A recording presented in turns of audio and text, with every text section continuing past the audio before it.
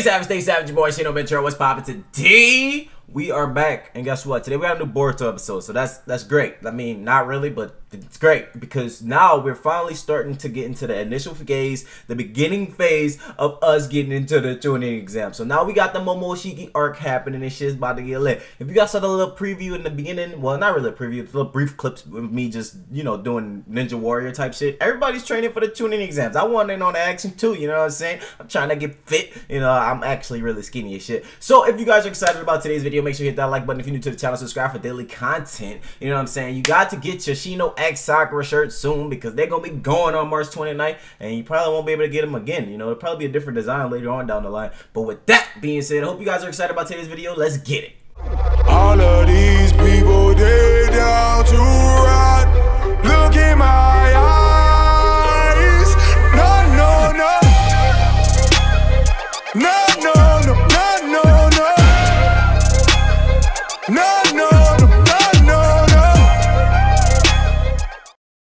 Alright, so in today's episode of Boruto, we got a lot of different mixture of things, alright? We got like this combination of the past versus the present, about what to expect for the future, who we want to see in certain positions, who they want to see in certain places regarding, you know, the Naruto universe, and in terms of the Chunin exams, who's going to excel. They talk about each ninja group individually, and they basically give insight to each one, you know what I'm saying? I mean, obviously, at some point, they do focus on Boruto because Boruto is the main character. I mean, it is his anime, you know, he is the main person here, but obviously, they went through the list, you know what I'm saying? So we got to see flashbacks from a lot of different moments throughout Boruto. So if you guys honestly didn't watch the beginning part of Boruto, all you had to do is watch this episode, and it gave you the most important highlighted moments, you know, for Sarada, for Mitsuki, gave you the most important moments for Boruto, seeing when Iwabi, Denki, and them got introduced, as well as Sumire. It was like a lot of different shit all entangled into this one episode. Alright, so the major dilemma that we see in this episode is Konohamaru Sensei is basically trying to figure out if Boruto is honestly really prepared to go ahead and become a Chunin, or even take this exam.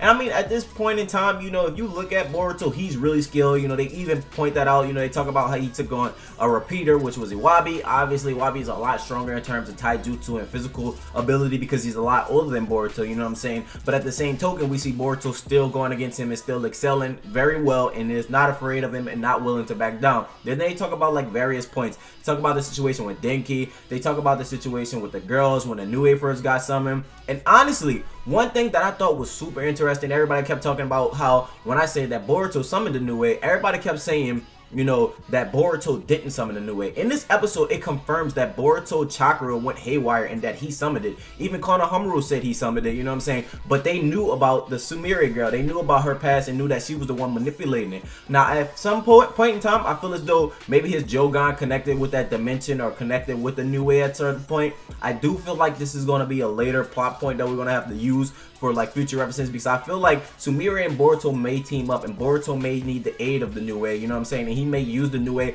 either to open dimensions to different worlds to get in contact with the Utsutsukis, or even just use it as his own summoning. You know, this might have a shared summoning behind the connection between Boruto, because what we're seeing in this episode, we're seeing people talk about Boruto and how he's the connecting piece to everybody, you know what I'm saying? Without Boruto, like, he wouldn't be, the class wouldn't have been able to beat Kakashi, you know what I'm saying? No, but not everybody would have graduated because they all went with Boruto's plan. Boruto basically told them not to give up, and they just kept going with it. Now, obviously, we got some flashbacks of Sarada, Uchiha, as well as Mitsuki. So we're gonna talk about Sarada a little bit. They basically talk about how she's just freaking skilled all the way around. They talk about how strong she is, how she excels in everything. Like, he didn't say what she was bad at or what she was good at and then what she was alright at, what she needed to work on. He literally says she excels in everything. Like Shino Sensei, Udon, Moigoi, I always say her name wrong, you know, Konohamaru, they all said that Sarada excels in literally everything. The fact that we got a ninja that's like that, you know, that's very scary, very dangerous, you know what I'm saying? As well as Mitsuki, you know, the one thing they speak about Mitsuki, they're talking about how he's like so much of a mystery. Nobody knows too much about him. Even Shino Sensei wanted to inquire, and you know, he wanted to basically give some information, as well as Konohamaru, but they thought it wasn't really time. So everybody wanted to know about him, you know what I'm saying? They wanted to know the mystery behind him. And I think this was gonna be the point where everybody was like, oh yeah, this is Orochimaru's son, you know, this is Orochimaru's kid, you know, he's basically in the village. And I don't think that information should be out or just yet. I think that was some classified information that's supposed to be only in the higher ups. And I mean, Konohamaru and Shino Sensei, you know, they are like kind of higher ups because, you know, Konohamaru grew up under Naruto and Shino Sensei was basically in the same generation as Naruto. They was the same age group. They was all in the same rankings. So this is basically some sensitive information that should not be roaming around the village, because like most people gonna say, oh, this is Orochimaru's son. What if he tried to destroy and attack the village? You know, that was one thing that I thought was really dope, because obviously it's Orochimaru's son. Not many people want to see Orochimaru make a return to the village, let alone have his son that they don't know what he's gonna do. The child is a mystery. We don't know how the child acts. You know, we see him with Boruto and friends, but the only time he ever acts is with Boruto and friends. What if one day he just decided to go haywire and say fuck the whole entire village after learning a lot of jutsus and a lot of secrets from the village? You know what I'm saying? Because at some point, if he's in the Ninja Academy,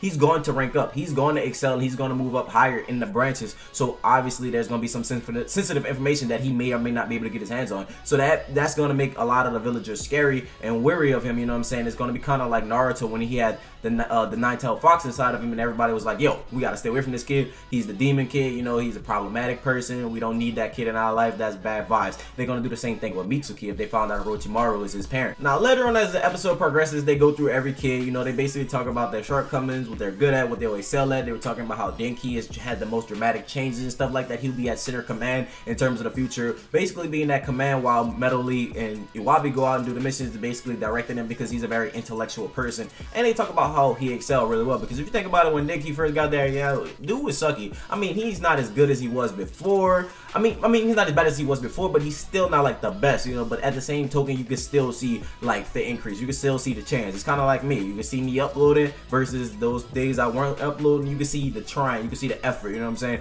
So that's one thing with Denki you actually get, and that's one thing I really do enjoy about him. I mean, don't get me wrong. He's a little wuss. He's a little bitch ass boy. Like he's weak. He's not very strong at all. Like I'm not even gonna flex and give him more credit than he deserves. But you know, for him going out and doing that effort, that's what I give him praise for. Now, later on, we see Hanabi walk up into this situation, and it goes in further. You know what I'm saying? She talks about how Boruto is always positive. He's always, you know, very sweet to her. He talks about how Boruto is a very honest kid, and that's one thing we know about Boruto. Boruto isn't one of those kids that's gonna lie about anything. You know what I'm saying? He's very honest, and you know, he's very up for it. You know, he might get into a lot of problematic situations, but he tries to do the right thing all the time. And that's one thing I will say about Boruto that I do enjoy about him. He's very honest. You know what I'm saying? He's always been that way since we got to see him. And now, one thing I really loved about this episode, if you guys saw on Twitter, you know, I talked about Konohamaru and Hanabi. They look so cute together, because you see Hanabi talking about how, you know, he calls her big sis, you know, like that, because, you know, this is his aunt essentially, you know what I'm saying, but he still refers to her as big sis.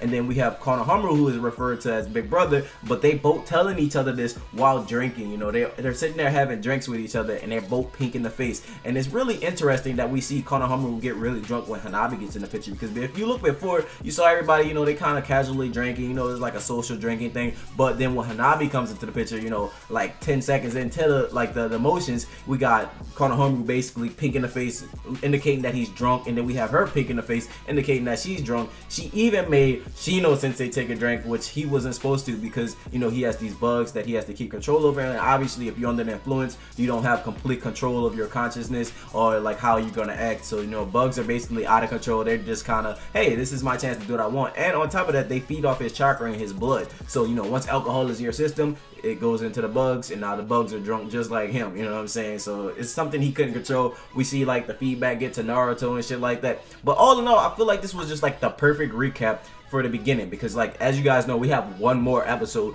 before everything starts to get really lit in terms of the Chunin exams, before the Momoshiki arc starts to begin, before everything starts to get really dynamic in the Boruto universe. And I'm really excited for it. That's why I had to show you guys. I'm training just like he training. Kachi Banshi no Jutsu. I always say that shit wrong, but Shadow Clone no Jutsu, nigga, you know what I mean. Like it's literally about to be a very hype situation, and I'm really excited to see how this pans out in the Boruto universe, because as we guys know, we've been waiting on this for a really long time. This is something that's been coming for a decent amount of time. You know, this is something we've read in the manga, we saw the movie, then we have new character being introduced, you know what I'm saying? And then, you know, I talked about the Tentegan and how it like tied in and shit with Boruto, and that's probably one of the main reasons I did. Now, I will be having another video explaining in further detail what the Tentegan does, because I know in the last video, I didn't necessarily talk about what it does, more so the history, and that's why the video is called The Terrible Truth Behind the Tentegan and Hamoru Suzuki's past. So if you guys haven't checked that out, I know I uploaded that video really late yesterday, but that's because I had to attend my great grandmother's birthday party. She turned 101, my guys. I had to attend to that. You know what I'm saying? That's one thing that I cannot skip.